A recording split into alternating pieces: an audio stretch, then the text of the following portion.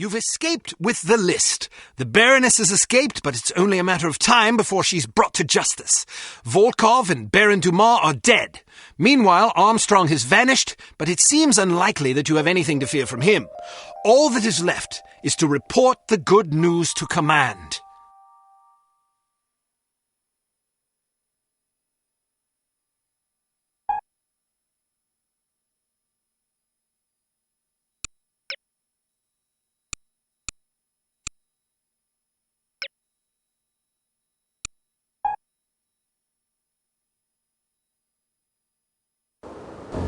Mr. Jones, please. Whom may I say is calling? Kate Archer. One moment. Archer, you're alive? I suppose I am. There was a report that you'd been killed in an explosion. Oh, that? No, I survived. Did you get the list? I expect a telegram within the hour. This is excellent news. Are you all right? I'm fine. Maybe a wee bit tired. Nothing a nap and a sip of scotch won't clear up. Well, let me know the moment you arrive. Okay, see you soon. She's got the list. Unbelievable. Miss Kavanagh, please alert cryptography that Agent Archer will be sending an encoded message within the hour. This is top priority. Don't congratulate yourself yet, Miss Archer.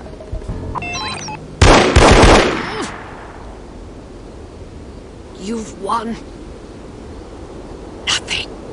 Yes, well, you've lost everything. Again. Not true, Agent Archer.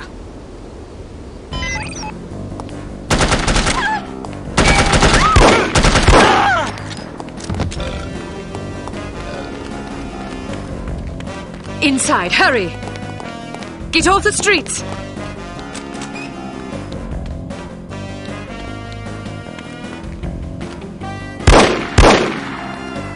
Get inside, now! Get inside!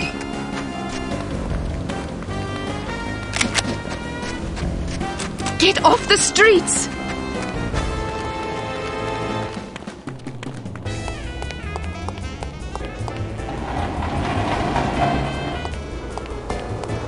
Hurry! Get inside! Get inside! Get off the streets!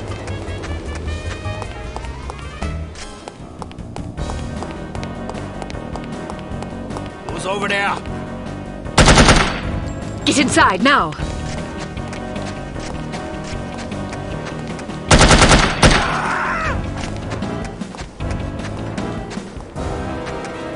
Clear the streets!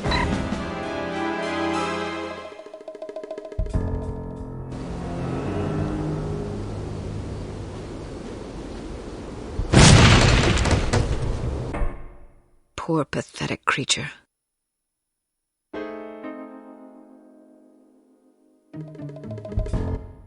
Ah, Miss Archer. I trust you're recuperating suitably? Quite so, Mr. Jones. Thank you for the champagne. It's a tradition I began back in the war, to reward my boys for a mission well done. It pays to have friends in the supply department. So, does that mean I'm one of the boys? I suppose it does. Figuratively speaking, of course. Of course. Miss Archer, I realize I have been somewhat abrasive during this ordeal. You've been a belligerent oaf. I hope you can understand that I take our collective purpose very seriously. Although I was highly skeptical of a woman's ability to handle this mission, I am overjoyed to have been proved wrong. You have gone above and beyond the call of duty in this matter, for which we are all indebted to you. I wish we could offer you a proper vacation, but until Unity is full strength again, I'm afraid we can't afford to let you rest. Thank you, sir, but I've waited a long time for a chance like this. I wouldn't dream of going on vacation now. That's the spirit. Well, I'm going to go home and see if my wife remembers me. See you both tomorrow. I'd best be going too. I haven't bathed in 3 days. I imagine I'm a bit ripe. Is this how it ends, then? How what ends? Saving the world. That's what we did, right? Yes, that is what we did. Is it always like this? Weary farewells and shuffling off home for a hot bath and a good night's sleep? A good night's sleep if you're lucky. Yes, Agent Archer, it is always like this. Saving the world is our job, you see. If we do it properly, nobody even knows the world is in jeopardy to begin with. Not a lot of fanfare, I suppose. Just the satisfaction of a job well done. An important job. I like to think so. Good night, Agent Archer. Good night, Mr. Smith. Good night.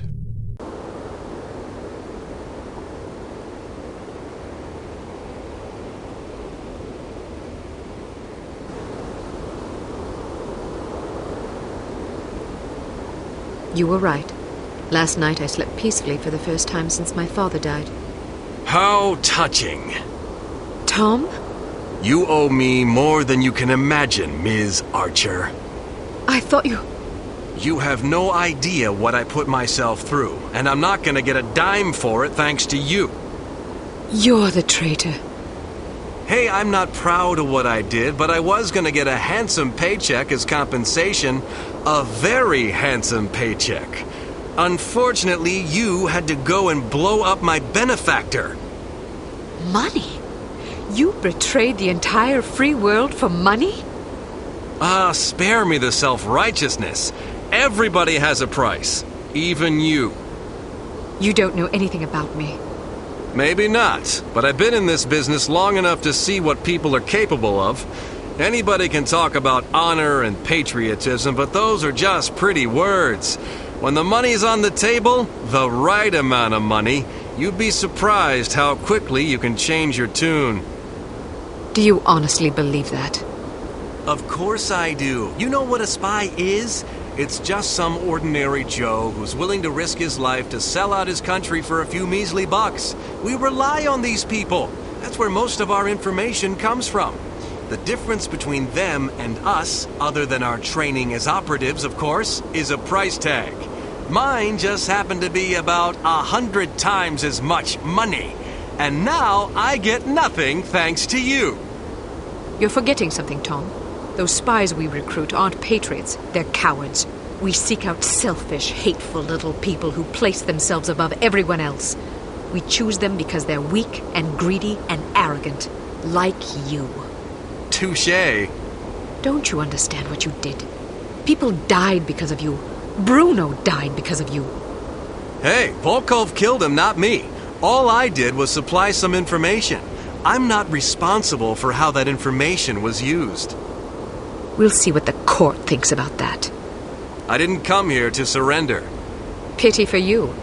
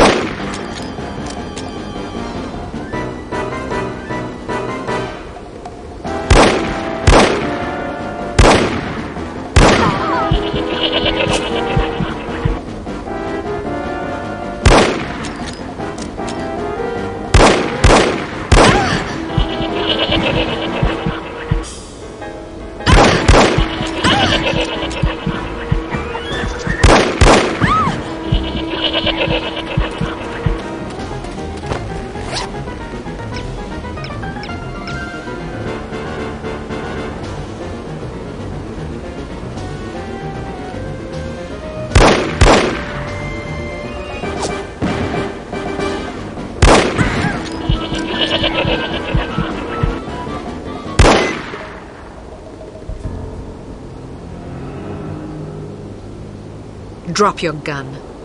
Or what? Are you gonna shoot me in cold blood? If I have to. That's mighty tough talk for a little girl.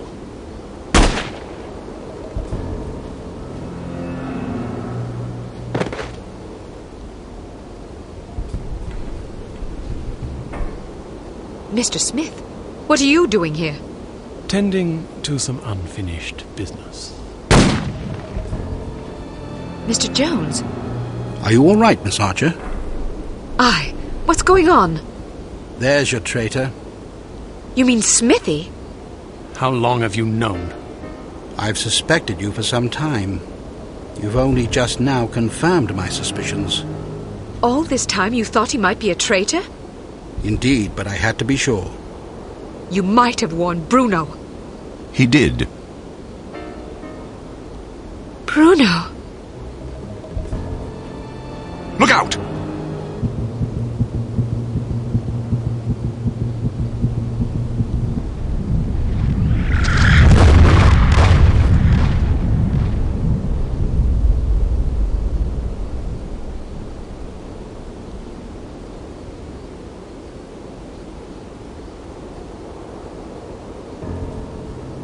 Everyone okay? Good shooting, Archer. But what about Tom? Tom Goodman died in Amsterdam. What? But I thought... The man you knew as Tom Goodman was an imposter. His real name was Melvin Blitzney. He's a former vacuum cleaner salesman from Akron, Ohio. I don't understand. It's quite simple. 7 years ago, Mr. Jones took Smithy off the active list due to his increasingly inadequate performance in the field. Mandatory retirement came as a great blow. Smithy, like many operatives, thought of himself as a man of action. He viewed his reassignment into the role of an administrator as an insult to his virility. He kept his dissatisfaction to himself, secretly plotting to discredit Jones and, in the process, line his own pockets. To this end, he recruited Melvin Blitzney, who underwent plastic surgery, extensive training, and months of voice lessons in order to become Tom Goodman, for whom Smithy, meanwhile, laid a deadly trap in Amsterdam. How did Smithy hook up with a vacuum cleaner salesman from Ohio? Apparently, they met in a bar in Florida on one of Smithy's last assignments. Anyhow, with Goodman out of the way and no one any the wiser, Smithy launched the next phase of his scheme, which was to nurture a relationship with an up-and-coming terrorist organization. He chose H.A.R.M. His plan was to create an international incident of staggering proportions and simultaneously cripple Unity so that we would have no choice but to capitulate. Such an unmitigated failure would force Mr. Jones to step down, giving Smithy control of Unity and also a handsome payoff in a secret bank account in Zurich. But what about Morocco? It was a trap meant to snare us both. Mr. Jones and I agreed that it would serve as a perfect opportunity for me to disappear for a while. You might have warned me, you know. We couldn't risk tipping our hand. You mean you didn't think I could keep a secret? Keeping a secret wasn't enough. Smithy had to believe I was dead, which meant that you had to believe it as well. I'm truly sorry, Kate. Oh, you will be. But there are still some things I don't understand. Smithy was extremely forthcoming with information for someone who wanted us to fail. Every mission he sent you on was a trap. Eventually it occurred to him that you were far more competent than he had anticipated, but it was already too late by then. You'd outwitted him.